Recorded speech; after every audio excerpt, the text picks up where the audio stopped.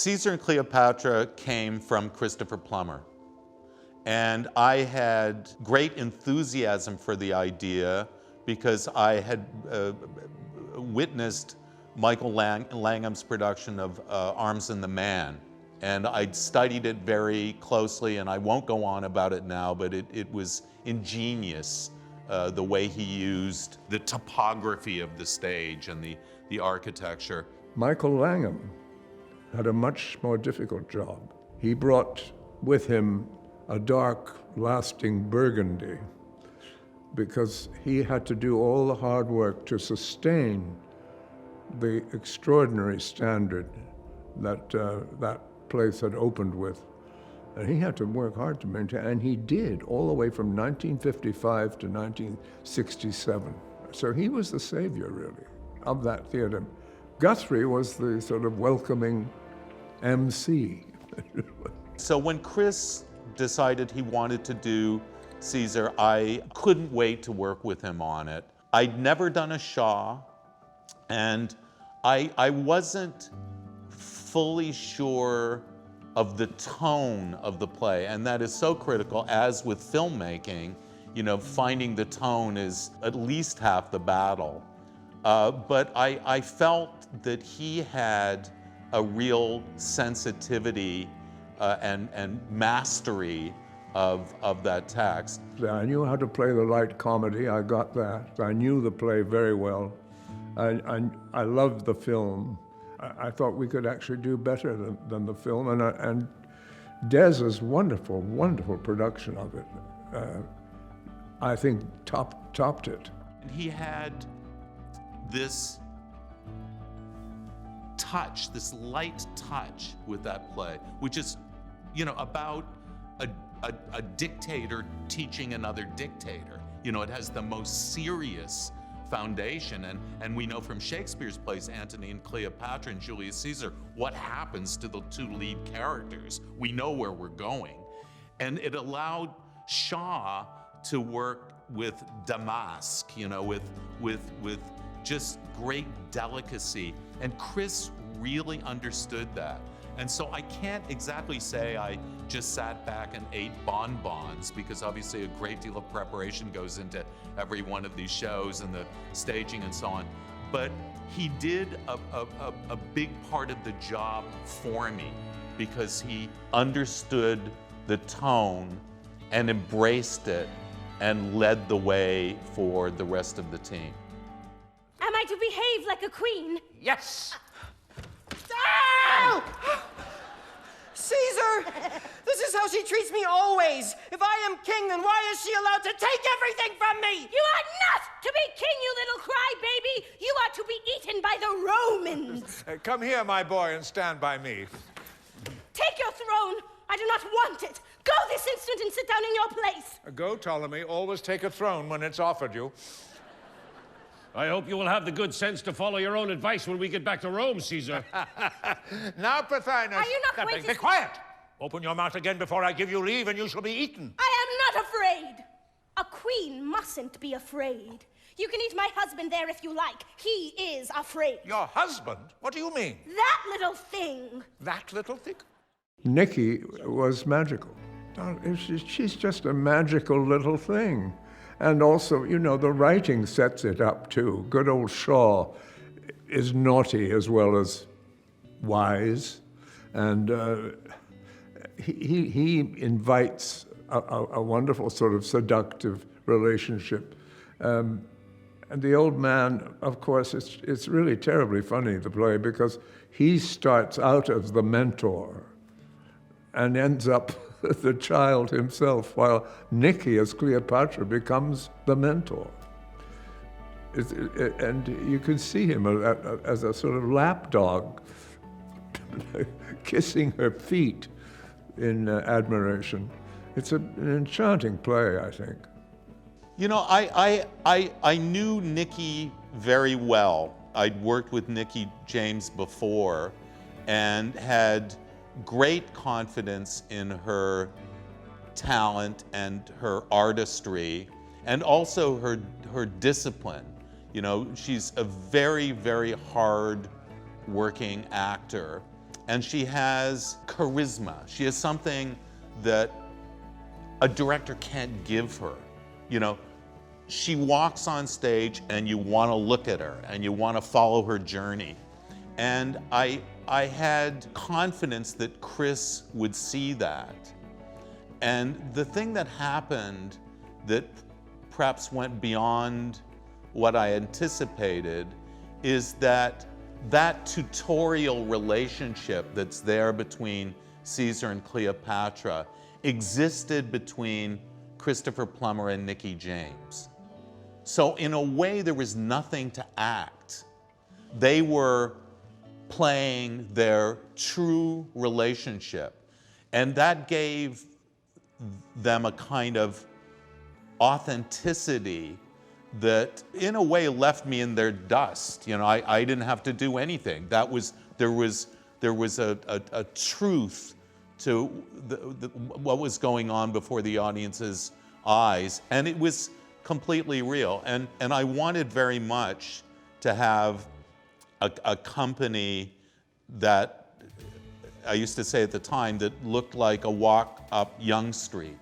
I wanted, you know, actors of color. I wanted the kids who came from the schools of Scarborough to see an extension of their own classroom. I wanted them to think, well, I don't necessarily just have to be the second lord on the left, I can be the Queen of Egypt. And Chris really embraced that too. And one of the things that I love about the film now is Chris would not take that final curtain call by himself. He may be the greatest living actor in the world. I think he very likely is.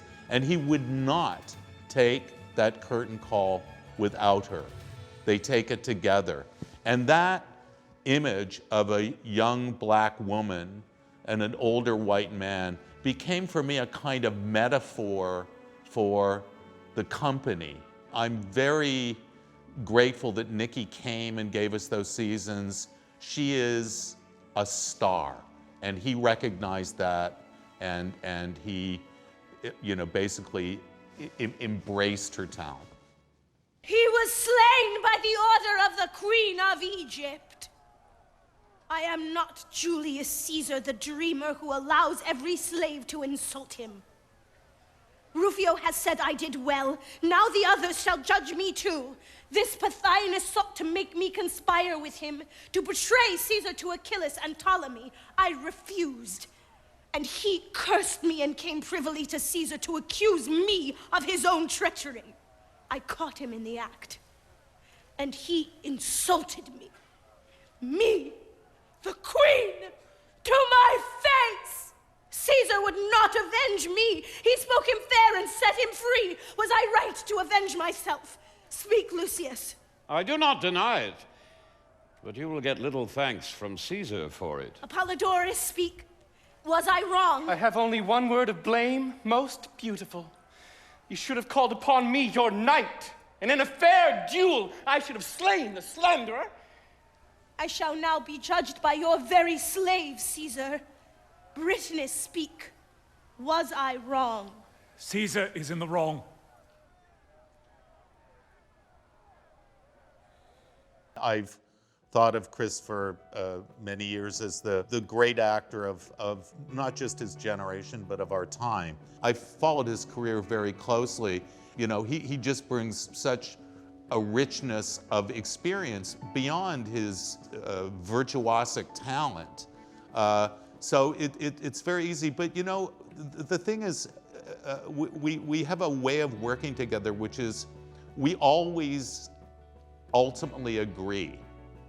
And we don't move forward until there is an agreement. And I think that has everything to do with Chris's generosity as an artist. You know, he understands the nature of partnership. And so it's been a joyous collaboration. It's rare in life. You know, we make most of our friends when we're in school. It seems to me, you know, those are the friendships most. So to make a friend, and I would have been in my late 40s, to make a close friend at that stage is truly a blessing. No, wonderful. I'm absolutely in awe of what's your name? Ernie. That's right. And he's such a passionate director, and he knows about music, he knows about poetry, and he knows about modern theater. He knows a lot, with an overspill of rock thrown in every now and then to great success, of course, as we know. And I was amazed how versatile he is as a director. He can be as real today and as real back in the Elizabethan era as possible. When we did Caesar and Cleopatra, his very first entrance, he wanted to come from upstage, from under this marvelous sphinx that Robert Brill had created, just fabulous image that appears in the film and that's shot so beautifully because of our team. And I wanted him to come from the Vom. I wanted him to have a more anonymous entrance because Caesar is in disguise, and I also thought that would be unexpected for him to take this more surreptitious entrance. And of course, Cleopatra constantly refers to him as old gentleman. And when we did the dress rehearsal, we did it his way. I wanted him to feel good about it, and I was certainly willing to compromise on that. And after the performance, he called me and he said, "You're right. That entrance is not correct. I need to come from the Vom." And that was, in a sense, the launching pad of our collaboration. And I was very touched by that, but it also gave me great confidence that I knew we were going to bring the best out in each other.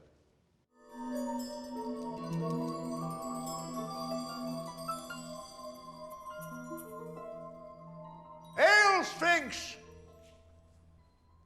Salutation from Julius Caesar. I have wandered in many lands, seeking the lost regions from which my birth into this world has exiled me. I have found flocks and pastures, men and cities, but no other Caesar.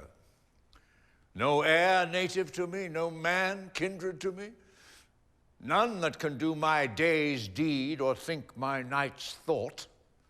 In the little world yonder, Sphinx, my place is as high as yours in this great desert. Only I wander and you sit still. I conquer and you endure.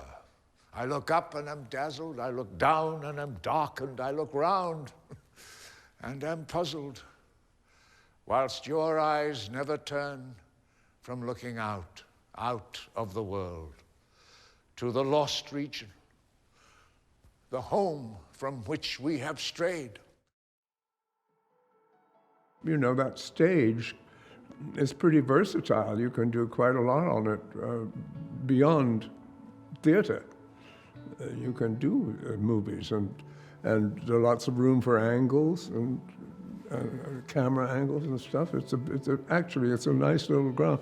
And now that we've got all the green screen in the world and we're able to do that, we can also film that and place that on the basic stage at Stratford. We had the terrific advantage of being able to do studio work, to use the stage almost like a sound stage, where we could use jibs and steady cams, and where we could lay down dance floor and essentially create the ambiance of a motion picture. It is a major advantage to be able to get close to the actors. There's a nuance and subtlety that's much more difficult to achieve when you're performing for 1,800 people. You were also there to guide the camera if it needs guiding. I know how loud I can be, and I try to measure that down slightly when the camera is right here. But I've got to say there's also a wonderful, I don't want to say random, but there's a kind of a general approach too. When you have so many angles, you don't have to make mammoth adjustments to the staging. And that's, thank God for Tanya Mosievich, that brilliant lady. I knew her quite well, and I admired her father, Benno Mosievich, the great pianist who was great friends of Rachmaninoff, and they lived in that, they moved in that amazing circle in London. And out of this sort of fashion world comes this hard-working woman who has an imagination to surpass anybody. And to make that, talk about simplicity, that is a work of genius. That wonderful thrust stage, which of course could be used as film or theater, and the Doric columns that are wrapped around it. The cameras were really keeping up with the staging, and when we chose positions, we had that very much in mind. We didn't want to ruin the performance for the people that were actually in the room. The audience behaved themselves extremely well.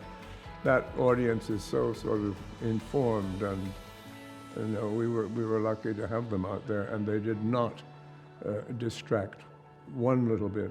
It is live theater, and they're very much a part of the experience. So we tried to choose positions that weren't incredibly intrusive. Did you include them in some of the audience reaction? I remember. You can see them, and it's occasional, and generally they're somewhat faded in the background. Yes. But it's great because I think it reminds the viewer that this is a live performance. And it's a different art form than cinema. You know, on a movie, you're filming in bite-sized chunks. You know, only Alfred Hitchcock got to shoot in order. And with this, it's a different thing. You've got 9 cameras. You're basically getting as much coverage as you possibly can, collecting this raw material for editorial.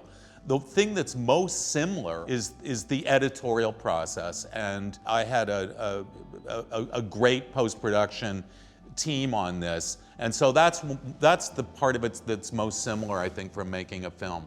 I was all for that movie being made on that stage, and I think we could even do more. If we had more money, we could have built another movie house. And this was a completely different experience. When we screened these films in the cinema, well, all across Canada, but in Toronto, that's where I was, it was really ecstatic. You know, you felt you were part of something new and sharing an experience that's living on in a way that would have been unthinkable even 20 years ago. In some cases, of course, it really belongs to the theater, and that's when I get a little uptight, because I think we should honor the old-fashioned thing of the 1,800 people who pay their money, and the style with which we play because of that. And I always say, when you go in first and you see that, you're looking down at that stage from above, and even when there is nobody on it, it absolutely it comes to staggering life. Are you trembling? No. Is it sweet or bitter to be a queen, Cleopatra? Bitter. Cast out fear, and you will conquer Caesar. The Romans are in the courtyard!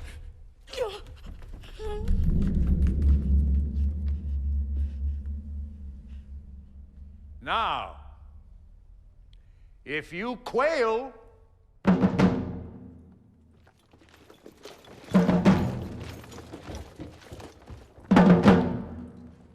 Hail Caesar!